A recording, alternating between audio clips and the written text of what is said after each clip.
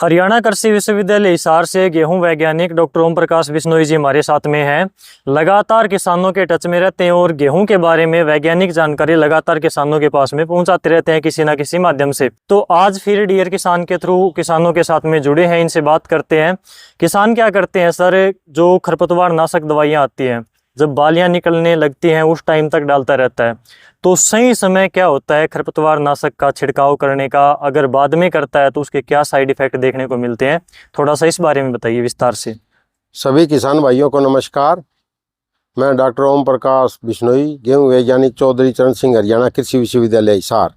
आज वीर किसान से प्रवीण जी हमारे पास आए हुए हैं और जिस तरह अभी जो इन्होंने ज्वलंत मुद्दा जो उठाया है कि किसान भाई जो है देर तक जो है खरपतवार नाशी का प्रयोग करते रहते हैं, प्रॉपर समय पे ना करने से जानकारी के अभाव में उनको जो है आर्थिक नुकसान भी होता है और कई बार जो है उनकी फसल जो है पूरी तरह से चौपट हो जाती है। इसके विषय में आज ही जो हमारा एक लेख भी जो है अखबार के अंदर जो है भास्कर का जो पेज है उसके अंदर आज आया हुआ है, जिसमें हमारे कुलपति महोदय डॉक्टर BR कंबोज जी ने भी और हमारे director research doctor Rajveer Garg ने भी और सब ने जो है इसके ऊपर पूरा दबाव दे के वैज्ञानिकों के थ्रू कहा है कि आप मतलब ज़्यादा से ज़्यादा जो है इन्फॉर्मेशन ज़मींदारों तक पहुंचाओ, ताकि जिससे जो है ज़मींदारों का खरपतवारों की वजह से आर्थिक नुकसान ना हो।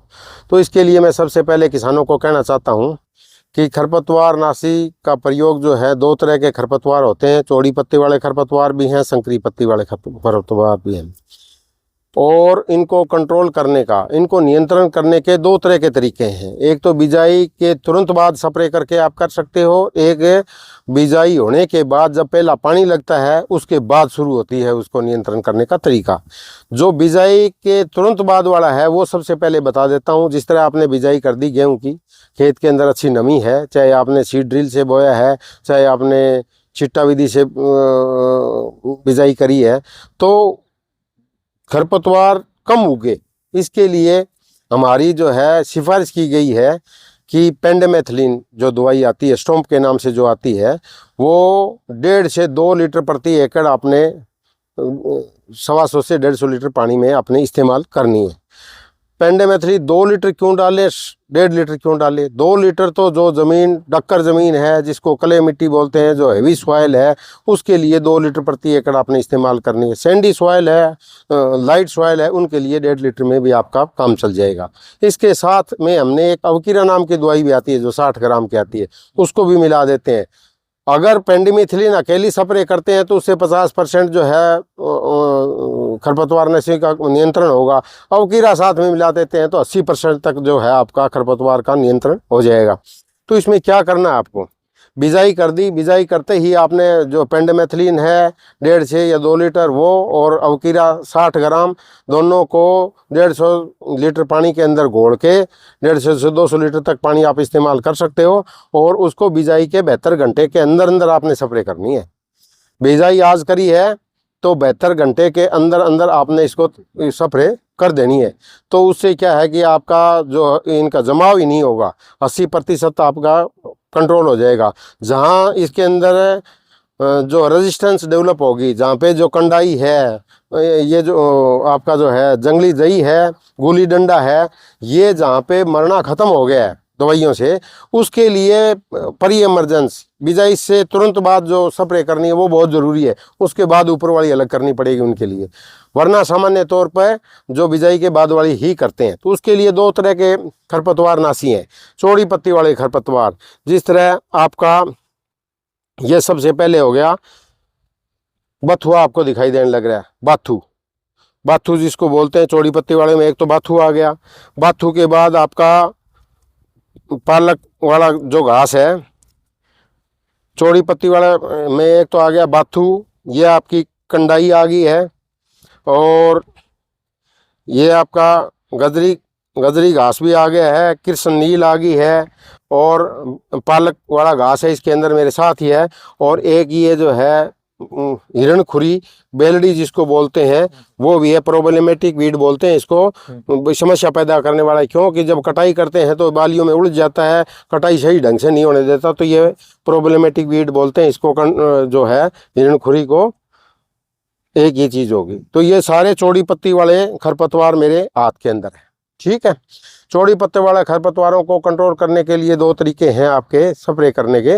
एक तो आप 2,4-D का इस्तेमाल कर सकते हो, दूसरा इसके अंदर अलग्रिप कर सकते हो, तीसरा एफिनिटी है। 3 तरह की दवाइयाँ हैं। 2,4-D है वो सामान्य तौर पर 200 से 250 ग्राम जो है 2,4-D है 100 से 150 लीटर पानी में घोल के आप स्प्रे कर दो, तो बाथू खरबा ये जो है बाथू हो या और पालक ये चीज़ें आपकी कंट्रोल हो जाएंगी। अगर आपके कंडाई है और ये कंट्रोल नहीं हो रही है तो उसके लिए इसकी डोज को डबल करना पड़ेगा। 250 की बजाय 500 ग्राम के आसपास जो है 2,4-D इस्तेमाल करनी पड़ेगी, या फिर इसको आपने एफिनिटी जो दवाई आती है 20 ग्राम की जो पुड़ी आती है प्रति एकड़ की, उसको 100 लीटर से 150 लीटर पानी में घोल के स्प्रे करनी है। और गजरी है, कृष्णनील है, और आपकी ये जो हिरणखुरी है ये भी आपकी उसकी एफिनिटी से ही ख़त्म होगी। तो जहाँ पे एफिनिटी है वहाँ पे ये कर सकते हैं। लेनफिडा नाम की दवाई आती है जिसके अंदर दोनों तरह के जो है साल्ट होते हैं, उससे भी अच्छी कंट्रोल हो जाती है। तो ये सारी इस तरह की चीज़ें हैं जिनसे आप कंट्रोल कर सकते हो। अब एक तो तरीका चौड़ी पत्ती वालों का हो गया, दूसरा हो गया संकरी पत्ती। संकरी पत्ती में आपका एक तो जंगली जई है, दूसरा आपका है उसके अंदर है गोली डंडा, वो चीज़ आता है। तो ये आपके संकरी पत्ती वाला जो है जंगली जई का है, 3 से 4 पत्ती हो उस टाइम आपने स्प्रे करनी होती है। तो ये स्प्रे जो करते हैं वो पहला पानी दे दिया 21 दिन पे, 21 दिन के बाद 7 दिन के बाद 72 आगे 30-35 दिन में तैयार हो जाती है ज़मीन। 30-35 दिन पे आपने ये स्प्रे करनी है, ज़्यादा से ज़्यादा 40-45 दिन। तो चौड़ी पत्ती वाले खरपतवार की स्प्रे अपने अलग करनी है, संकरी पत्ती वाली अलग करनी है। संकरी पत्ती में कौन कौन सी दवाइयाँ आप इस्तेमाल कर सकते हो? संकरी पत्ती में आपका एक तो ये जंगली जई होगी और आपका गुली डंडा हो गया। तो ये चीज़ें सारी जो है संकरी पत्ती वाले आते हैं। तो संकरी पत्ती के अंदर आप टॉपिक का इस्तेमाल कर सकते हो, आप उसके अंदर एक्शियल का इस्तेमाल कर सकते हो, और भी दवाइयाँ एटलांटिस है और टोटल है, दोनों मिक्स टाइप के आते हैं जिसमें खरपतवार उनका भी स्प्रे कर सकते हो। लेकिन जिस तरह टोटल आप स्प्रे करते हो तो उससे क्रॉप एक बार दबती भी है। स्प्रे आपने कर दिया तो उसके बाद क्रॉप एक बार दब जाती है, तो उसको रीगेन करने के लिए घबराने की जरूरत नहीं होती। थोड़े बहुत पत्तों पे दाग भी आ जाएंगे, जलने की चीज़ लगती है, लेकिन ठीक हो जाती है वापसी।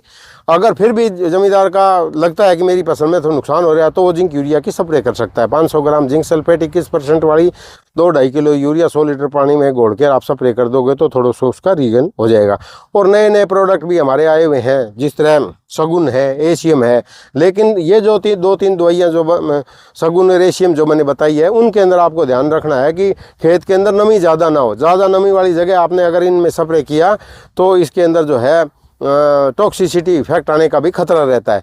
तो वहाँ पे थोड़ा सा आप प्रॉपर जो हमारे खरपतवारनाशी पे जो काम कर रहे हैं वैज्ञानिक, जिस तरह डॉक्टर टोडरमल हैं वो इस पर बहुत अच्छा काम करते हैं। डॉक्टर भगत सिंह हैं एग्रोनॉमिस्ट हमारे साथ हैं, उनसे भी आप पूछ के ले सकते हो, हमारे ई मौसम ग्रुप में भेज सकते हो।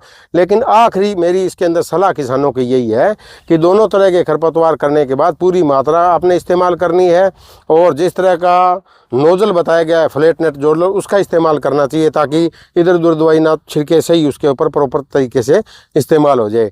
और खरपतवारनाशी का जो उपयोग है वो 35-40 दिन, ज़्यादा से ज़्यादा 45 दिन, उसके बाद कोई भी किसान भाई खरपतवारनाशी जो स्प्रे अपने खेत में ना करे, क्योंकि पौधा का रिप्रोडक्टिव स्टेज स्टार्ट हो जाती है, उसका जो दाने बनने की प्रक्रिया स्टार्ट हो जाती है, उसकी वजह से फिर दिक्कत आती है। अगर आपने लेट में स्प्रे करी तो बाल पत्ते टेढ़े मेढ़े निकलेंगे, ऊपर बालियाँ हैं वो टेढ़ी मेढ़ी निकलेंगी, बाल में से बाली निकल जाएंगी।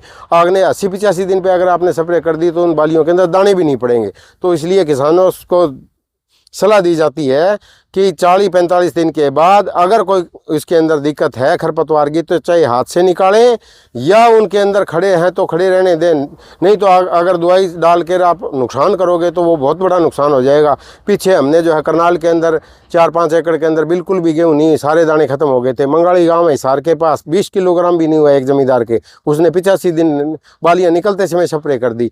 तो दुकानदार का काम है दवाइयाँ बेचना, लेकिन आपने सावधानी पूर्वक उनको इस्तेमाल करना है। हमारी सलाह ले सकते हो, हमारी मौसम ग्रुप से जुड़ के ले सकते हो। यूनिवर्सिटी के अंदर हमारी फ़ोन नंबर है, वहाँ से सुविधा ले सकते हो। 4 नंबर गेट पे टिक पे वहाँ पे हमारे वैज्ञानिक बैठे रहते हैं। तो सारा जो है हमारा कुलपति महोदय के निर्देशानुसार सारे वैज्ञानिक जो है किसानों की सेवा के लिए तत्पर हैं, और आप ज़्यादा से ज़्यादा इनकी सेवाओं का लाभ उठाएं और अपनी आमदनी बढ़ाएं, ताकि हमारा जो आर्थिक स्तर जो है हमारे किसानों का ऊपर उठे और ज़्यादा से ज़्यादा देश और प्रदेश तरक्की करे। धन्यवाद।